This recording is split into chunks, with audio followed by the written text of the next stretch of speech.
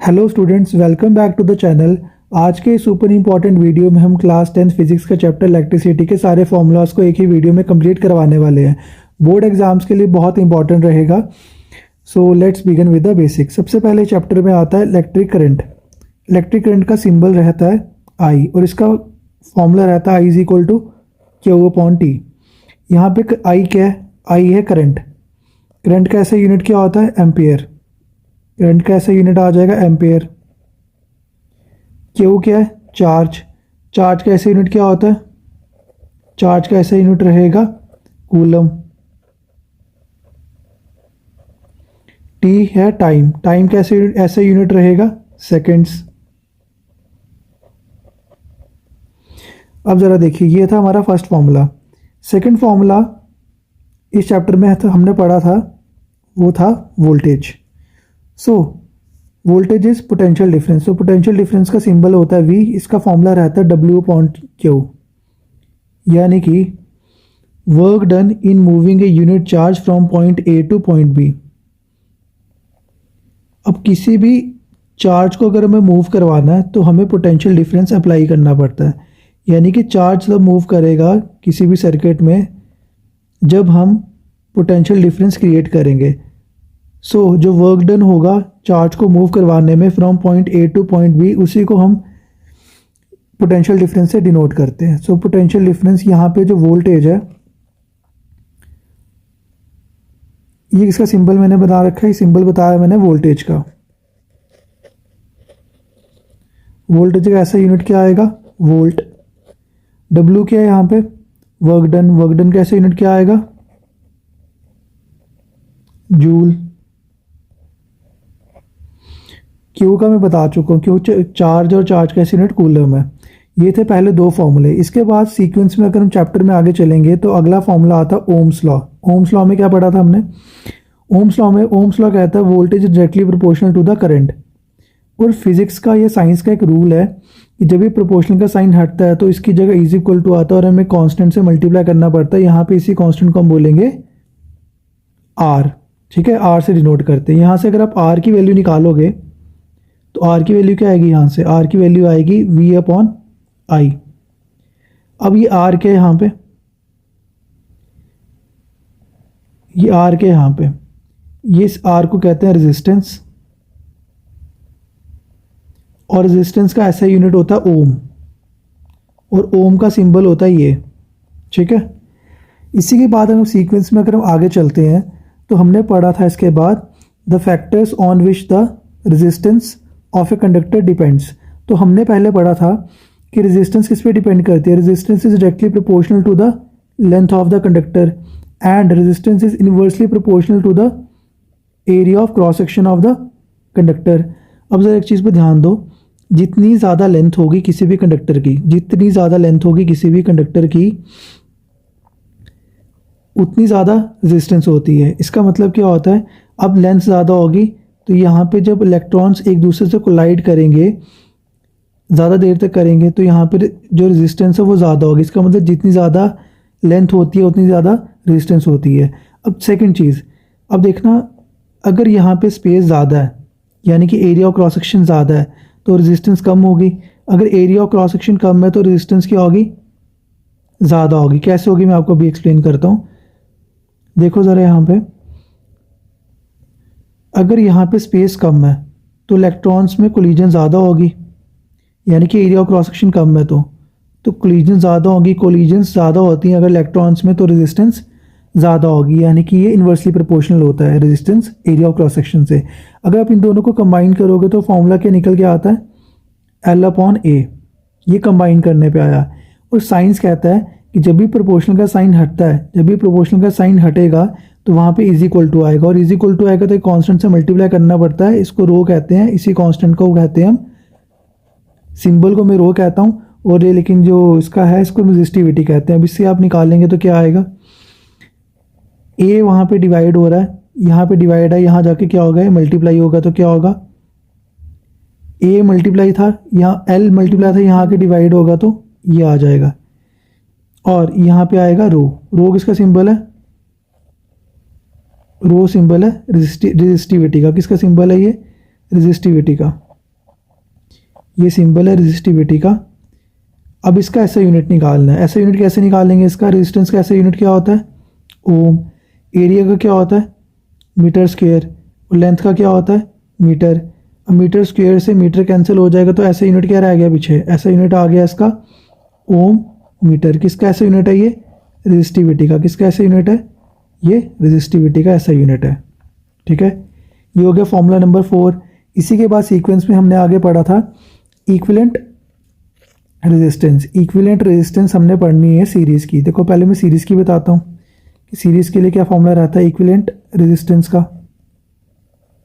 Equivalent resistance का formula series के लिए हम सभी रेजिस्टेंसेस को ऐड कर देते हैं अगर सीरीज़ में हो तो। ठीक है, अगर सीरीज़ में हो तो हम क्या करते हैं? इनको ऐड करते हैं। तो क्या फॉर्मूला रहेगा इसका?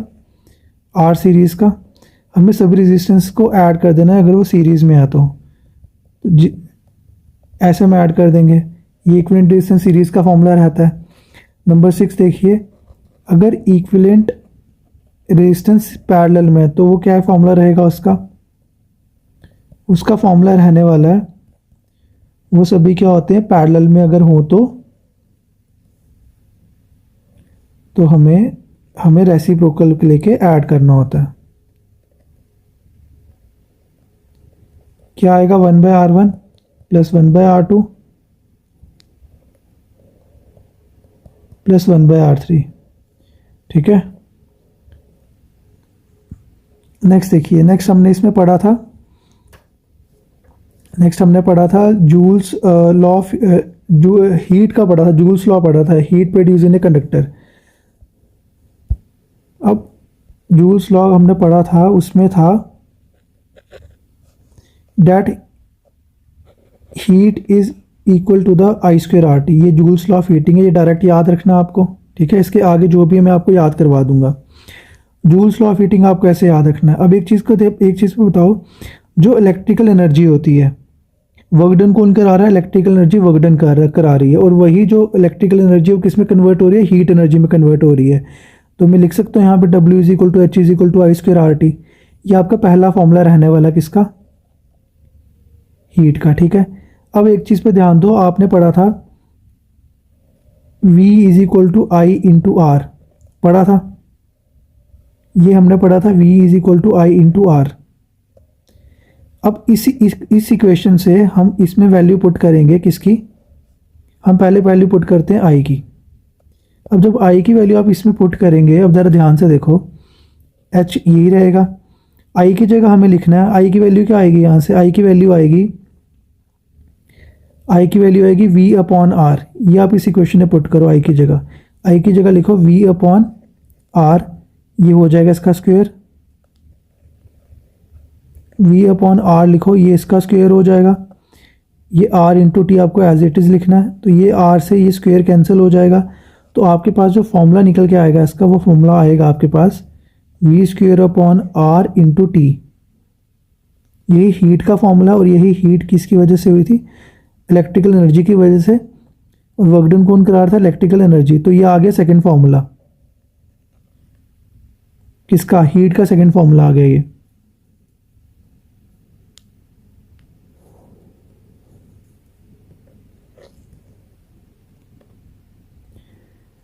एक मिनट रुको ज़रा, सही नहीं हो रहा है, एक मिनट। देखिए, ये आ गया सेकेंड फॉर्मूला।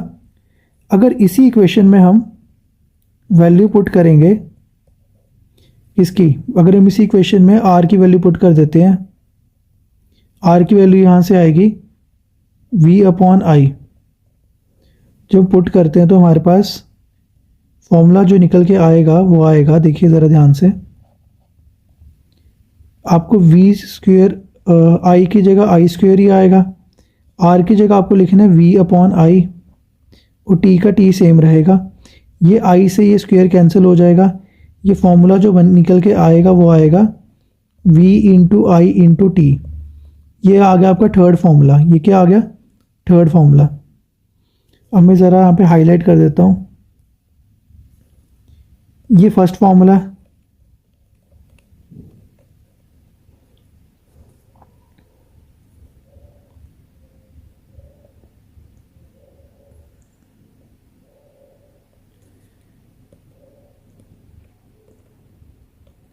ये फर्स्ट फार्मूला है, ये सेकंड फार्मूला है और ये थर्ड फार्मूला, ये आपको याद रखना है, ठीक है।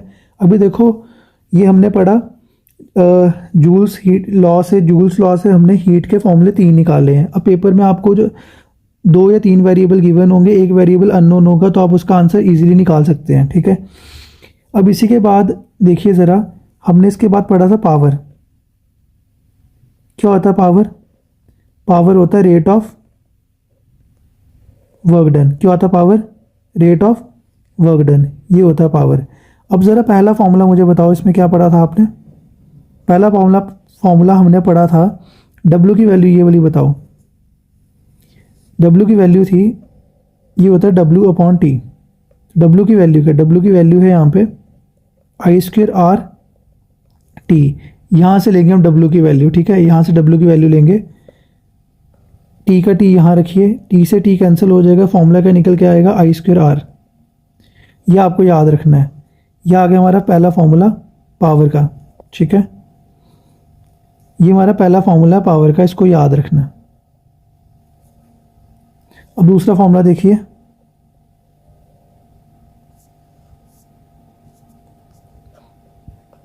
क्या रखना है यहाँ पे? W का W सेम रहेगा, यहाँ पे आएगा T। सेकंड फॉर्मूला यहाँ पे लगाइए, V²/R इंटू T, और यहाँ पे डिवाइडेड बाय T जब आएगा, इस T से T कैंसिल आएगा, फॉर्मूला क्या आएगा? V²/R। देखो जिस बच्चे ने पूरा चैप्टर सीक्वेंस में से पढ़ रखा है, जैसे मैं बता रहा हूँ, तो फॉर्मूलाज वो खुद भी डिराइव कर सकता है, रटने की ज़रूरत नहीं है। तीसरा फॉर्मूला क्या आएगा पावर का? तीसरा फॉर्मूला आएगा पावर का W/T। यहाँ पे अब तीसरी वैल्यू जो हमने यहाँ निकाल रखी है, ये वाली वैल्यू को यहाँ पुट कीजिए, क्या आएगा? VIT, और यहाँ से T से T कैंसिल हो जाएगा, फॉर्मूला आएगा V/I। ये आएगा थर्ड फार्मूला। सो ये हमने पढ़े पावर के 3 फार्मूलाज, ठीक है। और इसके बाद नंबर 9, ये लास्ट है इस चैप्टर में पढ़ना, commercial unit of electricity. Commercial unit of electricity, commercial unit of electricity. Commercial unit of electricity किसको कहते हैं? किलोवाट आवर को। किलोवाट आवर को। 1 किलोवाट में कितने वाट्स होते हैं? 1000 वाट्स होते हैं। 1 आवर में किलोवाट में कितने वाट होते हैं? 1000 वाट होते हैं। 1 आवर में कितने सेकंड्स होते हैं?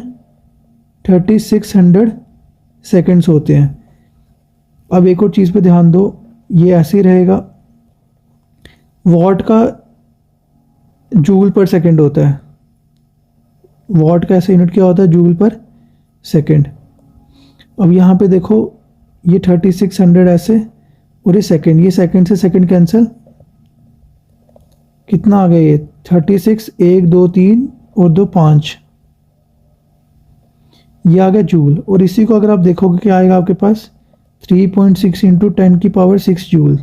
अब मेरे को एक चीज़ बताओ, कमर्शियल यूनिट ऑफ इलेक्ट्रिसिटी को क्या कहते हैं? 1 यूनिट कहते हैं। ये कमर्शियल यूनिट होती है, इसमें इलेक्ट्रिसिटी मेजर होती है, ठीक है। जो घर में आपके बिजली का बिल आता है ना 1 यूनिट के हिसाब से, तो उसको हम किलोवाट आवर कहते हैं। Kilowatt hour. 1 घंटे में कितने किलोवाट आप बिजली फूकते हो, उसी से आपका 1 यूनिट कमर्शियल जो यूनिट होती है इलेक्ट्रिसिटी, वो आती है। और पेपर में एग्जाम में क्वेश्चन वही आएगा कि 1 यूनिट के, जैसे आपको 2 रुपये की 1 यूनिट है, तो आपने कुछ 1000 वाट का एक अप्लायंस चला के रखा है, कुछ घंटे तक, 6 दिन तक, 30 दिन तक चला के रखा, तो आपको उसकी वैल्यू लास्ट में बतानी है कि कितना उसके कंजप्शन के अकॉर्डिंग कितना प्राइस उसका निकल के आएगा। सो ये थे इम्पॉर्टेंट फार्मूलाज चैप्टर इलेक्ट्रिसिटी के। अगर आपको ये फार्मूला, अगर आप ये फार्मूलाज याद कर लेते हो तो न्यूमेरिकल्स लिटरली आप एक स्टेप में सॉल्व हो जाएंगे आपके, ठीक है। अगर आपको ये वीडियो अच्छी लगी हो तो चैनल को लाइक करें, शेयर करें और सब्सक्राइब करें, और कमेंट में बताओ कि नेक्स्ट वीडियो किस चैप्टर पर चाहिए आपको, ठीक है। Thank you.